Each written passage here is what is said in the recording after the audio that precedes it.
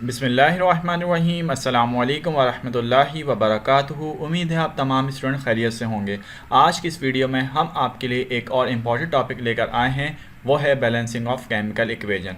क्योंकि ये टॉपिक इंतहाई अहम है और काफ़ी स्टूडेंट को इस टॉपिक को समझने के लिए काफ़ी मेहनत करनी पड़ती है, तो इंशाल्लाह हम कोशिश करेंगे कि इस वीडियो सीरीज़ में आपको इस टॉपिक को इंतहाई आसान अंदाज से समझाएं।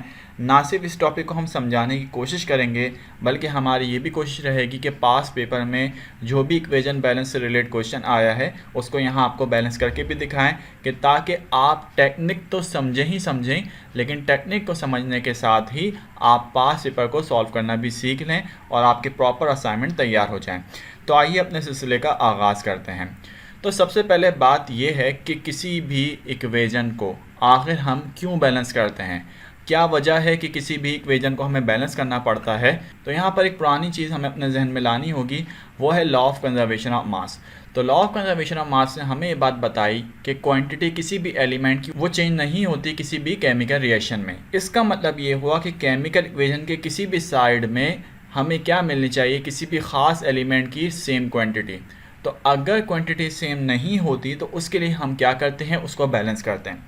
मिसाल के तौर पे ये एक केमिकल रिएक्शन है जिसकी केमिकल इक्वेशन आपके सामने रखी जा रही है। तो लॉ ऑफ कंजर्वेशन ऑफ मास के मुताबिक रिएक्टेंट में एलिमेंट के एटम की तादाद जो भी हो, प्रोडक्ट में भी एलिमेंट के एटम की उतनी ही तादाद मिलनी चाहिए।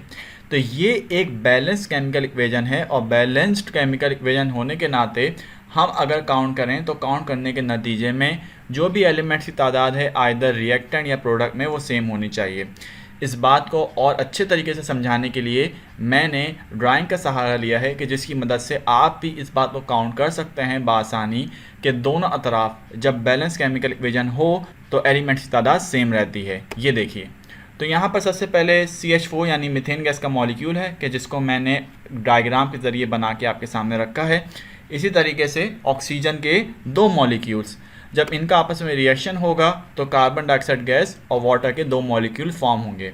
तो स्टूडेंट्स आप काउंट कर लीजिए कि अगर रेड स्फीयर जो कि कार्बन को शो कर रहा है रिएक्टेंट में एक है, तो प्रोडक्ट में भी इसी तरीके से एक है।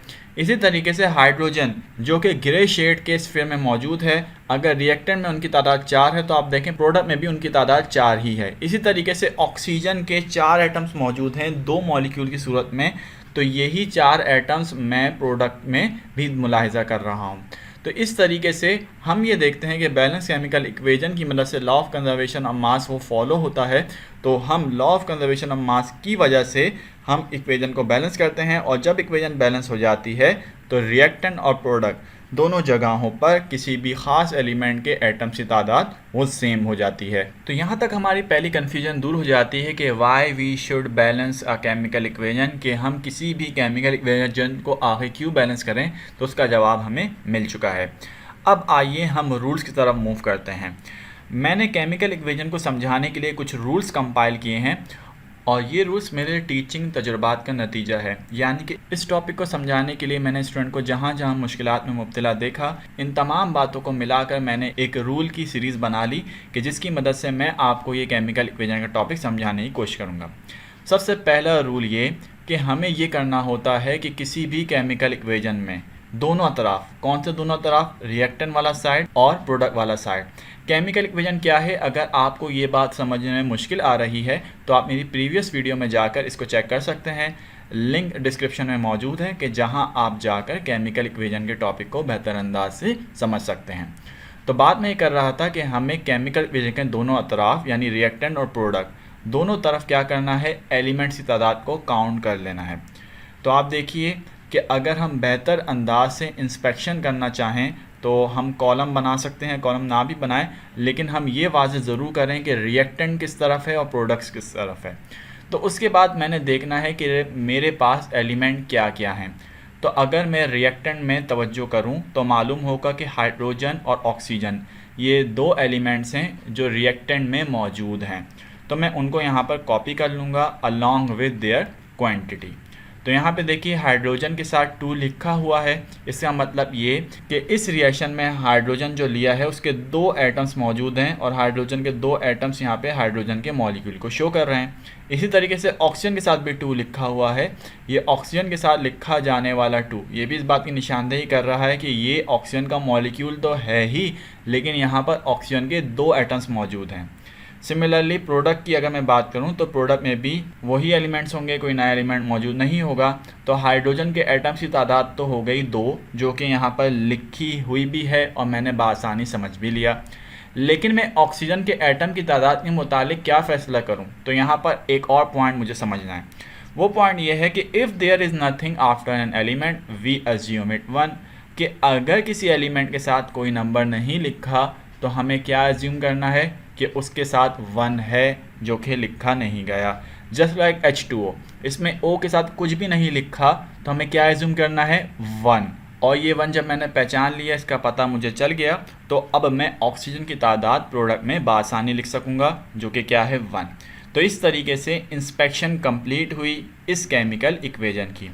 आइए रूल नंबर 2 की जानिब बढ़ते हैं, लेकिन उससे पहले एक बात आपको छोटी सी समझानी है। अगर आप मेरी प्रीवियस वीडियोस देखते हुए आए हैं तो आपको इस बात का अंदाज़ा होगा, लेकिन अगर आप हमारे चैनल पर नए हैं तो इसलिए हम आपको वो बात दोहरा देते हैं। दरअसल किसी भी केमिकल इक्वेशन में मुख्तलिफ़ जगहों पर नंबर लिखे हुए होते हैं, और अपनी बात को बेहतर अंदाज से मैं समझा सकूं तो मैंने कलर के ज़रिए नंबर को शो किया है। तो देखिए स्टूडेंट, ये जो रेड कलर के 2s हैं जिसको मैं एरो के ज़रिए आपको दिखा रहा हूं, आखिर ये लगाए जाने वाला नंबर किस बात को शो करता है? इसको हम कोफिशिएंट कहते हैं। कोफिशिएंट दरअसल स्टोइचियोमेट्रिक रिलेशन या मोल रेशो की अलामत होता है, यानी एक रिएक्टेंट दूसरे रिएक्टेंट से, या एक रिएक्टेंट एक प्रोडक्ट से, या फिर प्रोडक्ट रिएक्टेंट से किस मोल रेशियो के एतबार से है। तो किसी भी एलिमेंट के सिंबल के साथ लिखा जाने वाला नंबर वो कोफिशिएंट को ज़ाहिर करता है, जबकि किसी भी एलिमेंट के सिंबल के नीचे सबस्क्राइब में लिखा जाने वाला नंबर उस खास एलिमेंट के एटम की तादाद को वाज़े करता है। तो जब हम इस बात को समझ चुके हों तो अब हम रूल नंबर 2 को बआसानी समझ सकते हैं। रूल नंबर 2 का पहला हिस्सा ये है कि हम सिर्फ और सिर्फ चेंज जो चीज़ कर सकते हैं वो क्या है? कोफिशिएंट। लेकिन हम नहीं चेंज कर सकते किसे? नंबर ऑफ़ एटम्स को। अब जो पहली बात है वो तो मैं यहीं समझा रहा हूँ, लेकिन जो अगली बात आ रही है, क्या हम नहीं बता सकते नंबर ऑफ़ एटम्स को, तो ये बात आगे भी दोहराई जाएगी। तो इसका मतलब ये है कि अगर इक्वेशन बैलेंस करना हो और किसी भी इक्वेशन के रिएक्टेंट या प्रोडक्ट में किसी ख़ास एलिमेंट के एटम की तादाद बराबर नहीं है और मैं बैलेंस करना चाह रहा हूँ, तो मैं सिर्फ और सिर्फ क्या कर सकता हूँ? कोफिशिएंट की मदद से उसको बैलेंस कर सकता हूँ। मैं नंबर ऑफ़ एटम्स को चेंज नहीं कर सकता। तो कोफिशिएंट, जैसा कि हमने पिछली स्लाइड में देखा, यहाँ पे भी आपको वाज़े कर दूँ कि कोफिशिएंट क्या है? वो किसी भी एलिमेंट के सिंबल के साथ लिखा जाने वाला नंबर है। यहाँ पर रेड सर्किल के ज़रिए आपको उसकी पोजीशन का अंदाज़ा हो रहा होगा। अब उसके बाद सबसे पहले एक चीज़ ये समझ लीजिए कि अगर किसी एलिमेंट के साथ कोई नंबर नहीं लिखा तो यहाँ पे भी हमें क्या एज्यूम करना है? 1, कि कोफिशिएंट क्या होगा? 1 होगा। और जाहिर सी बात है कि अगर कोफिशिएंट 1 है तो हमें उसको लिख कर बयान करने की कतई ज़रूरत नहीं है। अब अगली बात ये समझ लीजिए, जो कि मैंने आपसे कहा था कि हम इसको दोबारा दोहराने वाले हैं, वो ये कि जो नंबर ऑफ़ एटम सबस्क्राइब में यानी नीचे की तरफ एलिमेंट के सिंबल के लिखा हुआ होता है, हम उसको चेंज नहीं कर सकते। मिसाल के तौर पे ये एक केमिकल इक्वेशन है और ये केमिकल इक्वेशन बैलेंस नहीं है। क्यों? क्योंकि ऑक्सीजन की तादाद रिएक्टेंट और प्रोडक्ट में डिफरेंट है। डिफरेंट होने के नाते हमें अंदाज़ा हो गया कि ये एक अनबैलेंस्ड केमिकल इक्वेशन है। तो अब मैं ये नहीं कर सकता कि यहाँ पर ऑक्सीजन की तादाद को बदल दूँ और इक्वेशन को बैलेंस कर दूँ। नहीं, सबस्क्राइब में लिखा हुआ नंबर वो किसी भी सूरत में चेंज नहीं हो सकता। इक्वेशन बैलेंस करने के लिए हमें कोफिशिएंट को चेंज करना है और कोफिशिएंट की मदद से हम इक्वेशन को बैलेंस कर सकते हैं। तो सीधी साधी सी बात है कि यहाँ सबस्क्राइब में लिखे जाने वाले नंबर को आप हरगिज़ चेंज नहीं करेंगे।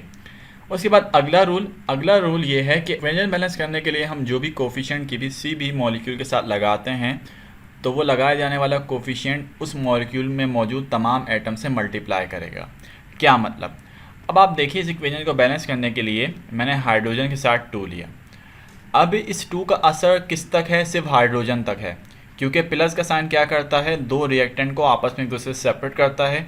इसी तरीके से अगर प्रोडक्ट में प्लस का साइन हो तो 2 प्रोडक्ट को आपस में एक दूसरे से सेपरेट करता है। तो अब यहाँ पर मैंने 2 ले लिया और अकॉर्डिंग टू द रूल कि ये लिया जाने वाला कोफिशिएंट इस मॉलिक्यूल में मौजूद तमाम एटम से मल्टीप्लाई करेगा। यहाँ पर एक ही एलिमेंट है, वो है हाइड्रोजन। तो अब ये 2 क्या करेगा, हाइड्रोजन के नीचे मौजूद 2 से मल्टीप्लाई करेगा और यूँ इस तरीके से रिएक्टेंट में हाइड्रोजन की तादाद मल्टीप्लाई बाय 2 होके 4 टाइम्स हो जाएगी। अब इसी तरीके से ये 2 अगर मैं प्रोडक्ट में H2O के साथ ले लूँ, H2O क्या है, एक मॉलिक्यूल और एक ऐसा मॉलिक्यूल है कि जिसमें डिफरेंट एलिमेंट्स के एटम्स मौजूद हैं। तो इस लिए जाने वाला कोफिशिएंट का असर ना सिर्फ हाइड्रोजन तक पहुंचेगा बल्कि ये 2 ऑक्सीजन के लिए भी वैसे ही मल्टीप्लाई के तौर पे इस्तेमाल होगा, क्योंकि अकॉर्डिंग टू द रूल कि जब भी हम कोई कोफिशिएंट लेते हैं तो वो कोफिशिएंट उस मॉलिक्यूल में मौजूद तमाम एटम से मल्टीप्लाई करेगा। तो अब H2O में 2 एलिमेंट्स मौजूद हैं, हाइड्रोजन और ऑक्सीजन। तो ये लिया जाने वाला कोफिशिएंट हाइड्रोजन और ऑक्सीजन दोनों के एटम्स की तादाद को मल्टीप्लाई करेगा। तो इसका मतलब अब इस 2 को सबसे पहले मैं जब हाइड्रोजन के लिए लूँगा तो हाइड्रोजन को मल्टीप्लाई बाय 2 करके 4 टाइम्स कर देगा। इसी तरीके से ये 2 जो कि कोफिशिएंट की सूरत में हमने लिया, ये ऑक्सीजन से भी मल्टीप्लाई करेगा जिसकी ओरिजिनल क्वांटिटी 1 थी और मल्टीप्लाई बाय 2 होके ये डबल हो जाएगा। तो इस तरीके से आप देखिए कि रिएक्टेंट और प्रोडक्ट में एलिमेंट्स की तादाद सेम हो गई। इसका मतलब ये इक्वेशन बैलेंस हो चुकी है।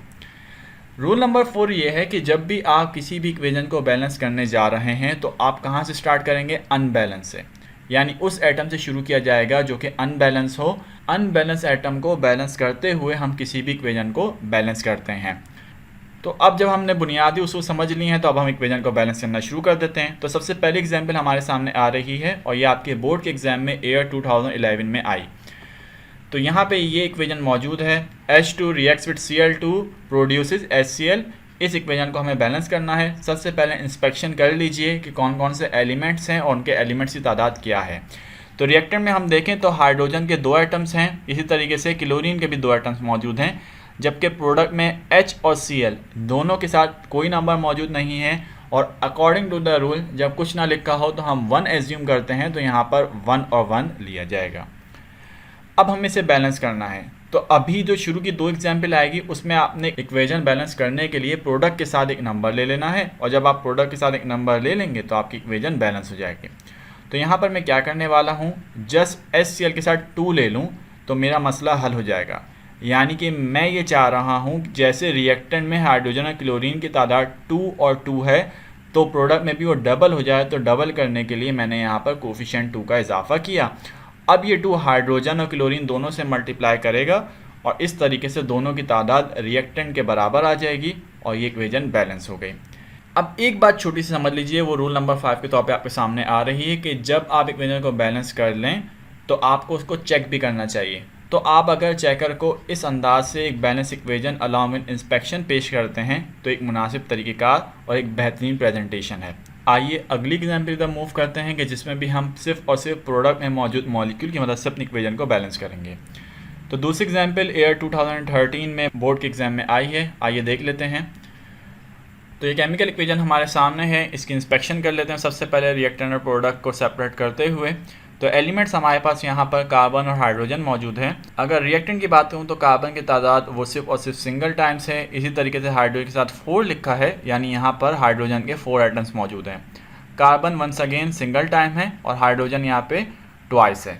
तो इसका मतलब जो चीज़ अनबैलेंस है वो है हाइड्रोजन के एटम्स की तादाद, और मुझे हाइड्रोजन के एटम्स की तादाद प्रोडक्ट में रिएक्टेंट के बराबर करनी है। इसके लिए मुझे हाइड्रोजन की तादाद को डबल करना होगा। तो जस्ट सिंपली मैं हाइड्रोजन के साथ कोफिशिएंट 2 ले लूँ और जब वो 2 हाइड्रोजन की एक्चुअल तादाद से मल्टीप्लाई करेगा तो उसको 4 टाइम्स कर देगा। यूँ इस तरीके से ये केमिकल इक्वेशन भी बैलेंस हो जाएगी। अब हम अगली एग्जाम्पल की तरफ मूव कर रहे हैं। वो एग्जाम्पल नंबर 3 ईयर 2011 में आई। पिछली 2 एग्जाम्पल में हमने प्रोडक्ट की मदद से अपनी इक्वेशन को बैलेंस किया। अब की 2 एग्जाम्पल में हम रिएक्टेंट की मदद से अपनी इक्वेशन को बैलेंस करेंगे। तो ये रिएक्शन आपके सामने मौजूद है और अगर आपने हमारी प्रीवियस वीडियो देखी हो तो उसमें सिंगल रिप्लेसमेंट रिएक्शन समझाते हुए हमने इस इक्वेशन का सहारा लिया था। तो यहाँ पर ये उसकी इक्वेशन मौजूद है। अगर आप वो टॉपिक समझना चाहें तो लिंक डिस्क्रिप्शन में मौजूद है, आप हमारी वो प्रीवियस वीडियो जाके देख सकते हैं। तो इक्वेशन को बैलेंस करने के लिए सबसे पहले हम इंस्पेक्शन कर लेते हैं कौन कौन से एलिमेंट्स हैं, उनके एटम्स की तादाद क्या है। तो रिएक्टेंट में जिंक, हाइड्रोजन और क्लोरीन है, सेम विद प्रोडक्ट। तो जिंक के साथ कुछ नहीं लिखा, हम 1 लिख देंगे। हाइड्रोजन और क्लोरीन के साथ भी कुछ नहीं लिखा, तो हम 1 एज्यूम करते हुए इनके एटम्स की तादाद को भी 1 और 1 रिपोर्ट कर देंगे। प्रोडक्ट में आए तो जिंक के साथ कुछ नहीं लिखा, 1, Cl के साथ 2 लिखा हुआ है, तो इसका मतलब इसके एटम्स की तादाद वो 2 है। सेम विद हाइड्रोजन के साथ 2 लिखा हुआ है, तो इसके एटम्स की तादाद भी 2 है, जो कि यहाँ हमने रिपोर्ट कर दी। यहाँ पर एक बात तवज्जो तलब है कि जो ऑर्डर हमने लिया है एलिमेंट का, उसको हम वैसा ही रखें तो ये बहुत मुनासिब है, एक अच्छी प्रेजेंटेशन लगेगी। अब ये बात मुनासिब नहीं लगेगी कि यहाँ पे आपने जिंक, हाइड्रोजन, क्लोरीन ले लिया, फिर यहाँ पे आपने जिंक, क्लोरीन और हाइड्रोजन ले लिया। तो मेरा मशवरा ये है कि आप एलिमेंट्स का जो ऑर्डर है वो सेम ही रखें और इस अंदाज को बरकरार रखते हुए ही अपनी इक्वेशन को बैलेंस करने की कोशिश कीजिए। तो आइए अब हम देखते हैं कि इस इक्वेशन को कैसे बैलेंस किया जाएगा। तो स्टूडेंट, हम यहाँ देख रहे हैं प्रोडक्ट में कि हाइड्रोजन और क्लोरीन वो डबल हैं। किसके मुकाबले में? रिएक्टेंट के मुकाबले में, कि रिएक्टर में हाइड्रोजन और क्लोरीन की तादाद सिंगल है। तो अच्छी बात यह है कि H और Cl वो डिसबैलेंस है, और डिसबैलेंस होने के साथ साथ वो यहाँ पर सेपरेटली मौजूद है। तो अगर मुझे H और Cl की तादाद को डबल करना है तो जस्ट रिएक्टेंट में कोफिशिएंट 2 ले लूँ HCl के साथ, और यूँ इस तरीके से जब ये 2 हाइड्रोजन और क्लोरीन से मल्टीप्लाई होगा तो मेरी इक्वेशन बैलेंस हो जाएगी। Now let's move on. Example number 4 once again single replacement reaction की इक्वेशन है, और इसको भी हम सिर्फ और सिर्फ रिएक्टेंट में एक कोफिशिएंट लगा देने की मदद से सॉल्व कर सकते हैं। तो ये देखिए, ये रिएक्शन आया, सिर्फ और सिर्फ मेटल चेंज हो गया कि अब जिंक की जगह ले ली है आयरन ने। तो यहाँ पर सबसे पहले इंस्पेक्शन वही है जो कि पिछली इक्वेशन में गुजरी। अब हमें यहाँ पे भी क्या करना है, H और Cl इसको बैलेंस करना है, और H और Cl की तादाद को डबल करना है, जस्ट लाइक प्रोडक्ट में है। तो रिएक्टेंट में भी H और Cl डबल हो जाएं, तो जस्ट हम HCl के साथ कोफिशिएंट 2 ले लेंगे, और स्टूडेंट्स इस तरीके से इक्वेशन भी बैलेंस हो जाएगी। तो यहाँ पर ये 4 एग्जाम्पल हमने देखी। 2 एग्जाम्पल्स जो कि अभी हमने देखी उसमें रिएक्टेंट की मदद से हमने अपनी इक्वेशन को बैलेंस किया, जबकि एग्जाम्पल नंबर 1 और 2 उसमें हमने प्रोडक्ट में कोफिशिएंट लगाने की मदद से अपनी इक्वेशन को बैलेंस किया था। अब सिचुएशन थोड़ी सी और टिपिकल होती जाएगी। तो मैंने यहाँ पर जो एग्जाम्पल्स रखी हैं वो एग्जाम्पल डिफ़िकल्टी लेवल के अतबार से, यानी इक्वेशन आहिस्ता आहिस्ता आप आगे मूव करते जाएंगे तो वो मुश्किल से मुश्किल होती जाएगी, लेकिन सिस्टमेटिक वे में स्टडी करते हुए आपको इंशाल्लाह आसानी रहेगी इस टॉपिक को समझने में। तो एग्जाम्पल नंबर 5 देखिए। एग्जाम्पल नंबर 5 हमें कुछ मज़ीद मेहनत करनी होगी। इक्वेशन हमारे सामने मौजूद है, कार्बन को ऑक्सीजन के साथ रिएक्ट करवाया, नतीजतन कार्बन मोनोऑक्साइड गैस फॉर्म हुई। इंस्पेक्शन कर लेते हैं। रिएक्टेंट में कार्बन ऑक्सीजन एलिमेंट्स हैं, कार्बन की तादाद 1, ऑक्सीजन की तादाद 2, प्रोडक्ट में कार्बन की तादाद 1, सेम विद ऑक्सीजन कि उसकी तादाद भी 1 ही एज्यूम की जाएगी, because there is no number mention here. अब हमें यहाँ पर इस इक्वेशन को बैलेंस करना है, और बैलेंस करते हुए हम ये देख सकते हैं कि ऑक्सीजन की तादाद वो रिएक्टेंट में ज़्यादा है प्रोडक्ट के मुकाबले में। तो प्रोडक्ट में हम ऑक्सीजन की तादाद को बढ़ाना चाहते हैं, किस हद तक कि वो रिएक्टेंट की तरह डबल हो जाए या 2 हो जाए। तो मैं यहाँ CO के साथ कोफिशिएंट 2 ले लूँगा। अब ये 2 ऑक्सीजन के साथ तो मल्टीप्लाई होगा ही होगा, लेकिन ये बात मुझे याद रखनी है कि मॉलिक्यूल के साथ लिया जाने वाला कोफिशिएंट हर एटम से मल्टीप्लाई होता है। तो ये 2 कार्बन से भी मल्टीप्लाई करेगा, और जब ये कार्बन से मल्टीप्लाई करेगा तो उसके एटम्स की तादाद भी ट्वाइस हो जाएगी। अब देखिए, ऑक्सीजन तो बैलेंस हो गया, लेकिन ऑक्सीजन बैलेंस होने के साथ ही कार्बन की तादाद वो प्रोडक्ट में ज़्यादा हो गई, यूँ रिएक्टेंट और प्रोडक्ट में कार्बन डिसबैलेंस हो गए। अच्छी बात यह है कि कार्बन रिएक्टेंट में वो अकेला है, और अगर उसकी तादाद मुझे बैलेंस करना है तो जस्ट उसके साथ में एक कोफिशिएंट ले लूँ 2, और यूँ इस तरीके से रिएक्टेंट में भी कार्बन की तादाद और प्रोडक्ट के बराबर आ गई। अब मैं ये मुलाहिजा कर सकता हूँ कि रिएक्टेंट और प्रोडक्ट दोनों तरफ जो एलिमेंट्स की तादाद है वो सेम है, और यूँ इस तरीके से ये इक्वेशन भी बैलेंस हो गई। एग्जाम्पल नंबर 6 से मूव करते हैं। एग्जाम्पल नंबर 6 में एक और इक्वेशन आपके सामने मौजूद है कि जिसमें हाइड्रोजन ऑक्सीजन का रिएक्शन हो रहा है, नतीजतन H2O वाटर फॉर्म हो रहा है। सबसे पहले इंस्पेक्शन में रिएक्टेंट और प्रोडक्ट की हेडिंग डालने के बाद एलिमेंट्स को हम लिखेंगे। एलिमेंट्स यहाँ पर हाइड्रोजन और ऑक्सीजन है। रिएक्टेंट में हाइड्रोजन ऑक्सीजन के साथ 2 और 2 लिखा है, जो कि मैं यहाँ रिपोर्ट कर दूँगा, जबकि प्रोडक्ट में H के साथ 2 लिखा है, जो मैंने यहाँ रिपोर्ट कर दूंगा, और O के साथ कुछ नहीं लिखा, तो यहाँ पर मैं 1 को रिपोर्ट कर दूंगा। अगर आप ये क्लास शुरू से तवज्जो से देखते हुए आए हैं तो मैंने अपने सारे रूल्स इस ही इक्वेशन की बुनियाद पर समझाए हैं। तो ये इक्वेशन बैलेंस करना काफ़ी आसान है, और इस वजह से आसान है कि आपने पीछे रूल्स को समझते हुए इसी इक्वेशन को इस्तेमाल किया था। तो मुझे यहाँ पर ऑक्सीजन को बैलेंस करना है।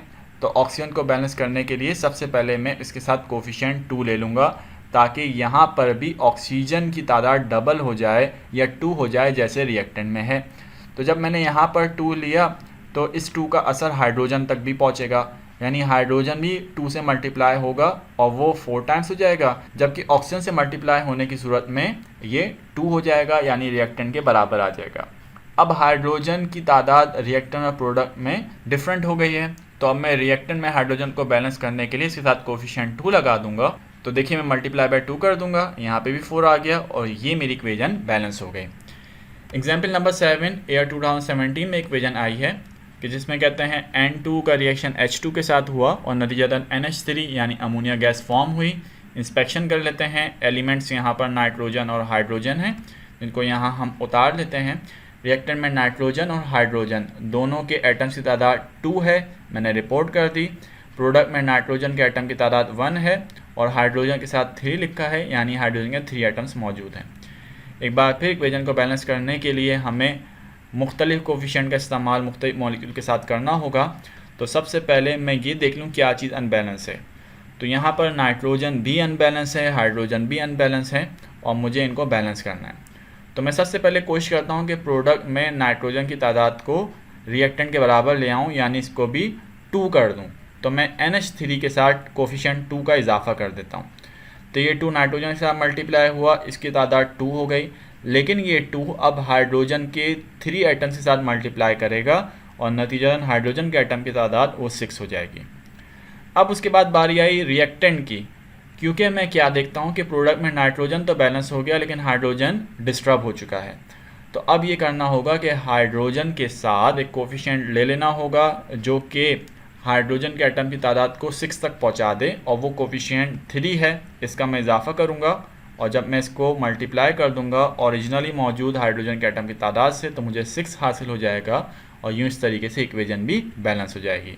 तो आज की इस वीडियो में हमने केमिकल इक्वेशन क्यों बैलेंस करते हैं इसको समझा। इसी के साथ केमिकल इक्वेशन बैलेंस करने के लिए कुछ रूल्स जो कि मैंने तरतीब दी है वो आपके सामने रखे, आपने उसको भी समझा।